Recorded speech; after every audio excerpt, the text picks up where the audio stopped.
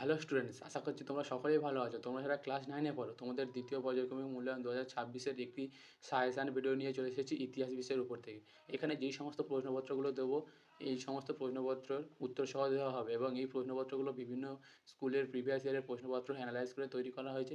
তাই তোমরা অবশ্যই এই প্রশ্নপত্রগুলো খাতায় নোট করে মুখস্থ করবে। দেখে নাও, তোমাদের সম্পূর্ণ পরীক্ষায় 40 মার্কের সময় থাকবে 1 ঘন্টা 30 মিনিট এবং তোমাদের সিলেবাস থাকছে তৃতীয় অধ্যায় ঊনবিংশ শতকের ইউরোপ, রাজতান্ত্রিক ও জাতীয়তাবাদ ভাবধারার সংঘাত। চতুর্থ অধ্যায় থাকছে শিল্প বিপ্লব, উপনিবেশবাদ ও সাম্রাজ্যবাদ। পঞ্চম অধ্যায় থাকছে বিংশ শতকে ইউরোপ। দেখে নাও স্টুডেন্ট, আজকে তোমাদের সেট 1 দেবো, সেট 1 এর সমস্ত এমসিকিউগুলো দিয়ে দেবো। এরপরে তোমাদের 2, 3 এবং 5 মার্কসের প্রশ্ন দেবো। দেখে নাও, তোমাদের ভারতের ব্রিটিশ উপনিবেশ তৈরি করা হয়েছিল কেন? শিল্প বিপ্লবের জন্য দরকারি কাঁচামাল সংগ্রহের জন্য। 1919 খ্রিস্টাব্দে জাতিপুঞ্জ কেন প্রতিষ্ঠা করা হয়েছিল? বিশ্ব শান্তি প্রতিষ্ঠার জন্য। ফ্রান্সের দুজন কল্পনাশয়ী সমাজতন্ত্রের নাম লেখো, সাঁ সিমো ও লুই ব্লাঙ্ক। কত খ্রিস্টাব্দে দ্বিতীয় অফিম যুদ্ধ হয়েছিল? 1856 খ্রিস্টাব্দে। তারপরের প্রশ্ন, কারা আধুনিক সাম্রাজ্যবাদ ও উপনিবেশবাদের অর্থনৈতিক ব্যাখ্যা দিয়েছিলেন? লেনিন এবং হবসন। কালভার্ট ডিগ্রি কে জারি করেন? Prince Metternich. Confederation of the Rhine কে গঠন করেন? Napoleon Bonaparte. বস্ত্রশিল্পের উপযোগী দুটি যন্ত্রের নাম লেখো, উড়ন্ত মাকু এবং ওয়াটার ফ্রেম। ভিয়েনা সম্মেলন কোথায় অনুষ্ঠিত হয়েছিল? অস্ট্রিয়াতে। ইউরোপে বিপ্লবের বছর বলা হয় কোন সময়কালকে? 1848 খ্রিস্টাব্দকে। তারপরের প্রশ্ন, মিশ্রিত কয়লা ও চুনাপাথর জ্বালিয়ে তার তাপে লোহা গলানোর পদ্ধতি আবিষ্কার করেছিলেন কে? Abraham Darby. দাস ক্যাপিটাল কার লেখা? Karl marks. ডেভিড নিরাপত্তা বার্তাটি কোথায় ব্যবহৃত হয়? খনিগর্ভে।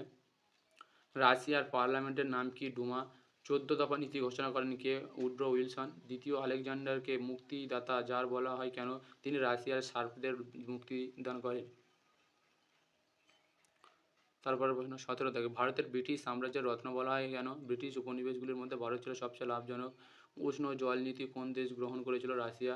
রি ইন্স্যুরেন্স চুক্তি কবে বাতিল হয়? 1890 খ্রিস্টাব্দে। সমাজতন্ত্রবাদের আদি প্রবক্তা কে ছিলেন? সাঁ সিমো। রুশ ভাষায় ন্যারোড শব্দের অর্থ কি? জনগণ। 1848 খ্রিস্টাব্দে বিপ্লবের সময় হাঙ্গেরির আন্দোলনকে নেতৃত্ব দেন লুই কসুত। সমাজতন্ত্রবাদের বাইবেল কোন গ্রন্থকে বলা হয়? দাস ক্যাপিটাল। রাশিয়ার রেল চলাচল শুরু হয় কবে? 1851 খ্রিস্টাব্দে। মুক্তদার নীতি ঘোষণা করেন কে? মার্কিন যুক্তরাষ্ট্র। ভিয়েনা সম্মেলন প্রতিষ্ঠা ভিয়েনা সম্মেলনে ফ্রান্সের প্রতিনিধিত্ব করেন কে? ট্যালিরান্ড। জার্মানিতে ফ্রাঙ্কফুর্ট পার্লামেন্ট গঠিত হয়েছিল কবে? 1848 খ্রিস্টাব্দে। ইটালির ঐক্য সাধনের সময় পিডমন্টের রাজা কে ছিলেন? Victor Emmanuel. রাশিয়ার ভূমিদাস প্রথার উচ্ছেদ করেন কে? দ্বিতীয় আলেকজান্ডার। শিল্প বিপ্লবের ফলে ইংল্যান্ড কেমন হয়ে ওঠে? বিশ্বের কারখানায় পরিণত হয়। হিটলারের উপাধি কী ছিল? ফুয়ার। কার শাসনকালে ফ্রান্সের জুলাই বিপ্লব হয়েছিল? দশম চার্লসের শাসনকালে। স্পিনিং জেনি কে আবিষ্কার করেন? জেমস হারগ্রিভ। সুয়েজ খাল খনন কত খ্রিস্টাব্দে শেষ হয়? 1869 খ্রিস্টাব্দে। কে ফ্যাসিস্ট দল প্রতিষ্ঠা করেন? Benito Mussolini. ভিয়েনা সম্মেলন হয়েছিল কবে? 1815 খ্রিস্টাব্দে। কোন পণ্যকে কেন্দ্র করে প্রথম শিল্প বিপ্লব হয়েছিল? বস্ত্র। সেফটি ল্যাম্প আবিষ্কার করেন কে? Humphry Davy. কূটনীতির জাদুঘর বলা হয় কাকে? বিসমার্ককে। ন্যাশনাল গার্ড কি? রক্ষী বাহিনী। কত খ্রিস্টাব্দে ভারতের প্রথম রেলপথ গড়ে ওঠে? 1853 খ্রিস্টাব্দে। ওয়েল্ড পলিটিক তত্ত্বের জনককে? কাইজার দ্বিতীয় উইলিয়াম। তারপরে প্রশ্ন, কূটনীতির রাজপুত্র বলা হয় কাকে? মেটারনিককে। নানুং সন্ধি স্বাক্ষরিত হয়েছিল কবে? 1842 খ্রিস্টাব্দে। প্যারি কমিউন গড়ে উঠেছিল কবে? 1871 খ্রিস্টাব্দে। শিল্প বিপ্লব কথাটি সর্বপ্রথম ব্যবহার করেন কে? আগাস্তে ব্ল্যাঙ্কি। প্রথম বিশ্বযুদ্ধ সূচনা হয়েছিল কবে? 1974 খ্রিস্টাব্দে।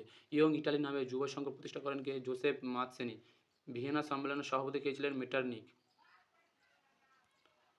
ইউরোপীয় শক্তি সমবায় গঠিত হয় কবে? 1815 খ্রিস্টাব্দে। রাশিয়ার রানীকে কি বলা হয়? জেরিনা। কে এপ্রিল থিসিস ঘোষণা করেন? লেনিন। দশম চার্লস কাকে প্রধানমন্ত্রী নিযুক্ত করেন? পলিগন্যকে। কোন গুপ্ত সমিতি গ্রিক জাতীয়তাবাদকে সাহায্য করেছিল? হেটাইরিয়া ফিলেকে।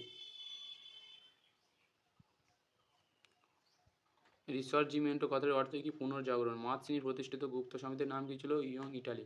অন্ধকারাচ্ছন্ন মহাদেশ বলে কাকে? আফ্রিকাকে। ভার্সাই সন্ধি স্বাক্ষরিত হয়েছিল কবে? 1919 খ্রিস্টাব্দে। জাতিপুঞ্জের লীগ পরিষদের স্থায়ী সদস্যের সংখ্যা কত? 6 জন। দেখো স্টুডেন্ট, তোমাদের আজকে এই সেট 1 দিলাম, এরপরে তোমাদের সেট 2 মার্কসের প্রশ্নগুলো দেবো। তাই তোমরা যারা নতুন, তোমরা অবশ্যই চ্যানেলটি সাবস্ক্রাইব করে নিও। আর ভিডিওটি ভালো লাগলে এটি লাইক করে এবং কমেন্টে জানিও তোমাদের কোন সাজেশন ভিডিও আগে লাগবে। আর এই প্রশ্ন উত্তরগুলো তোমরা অবশ্যই মুখস্থ করবে, ঠিক আছে? ধন্যবাদ।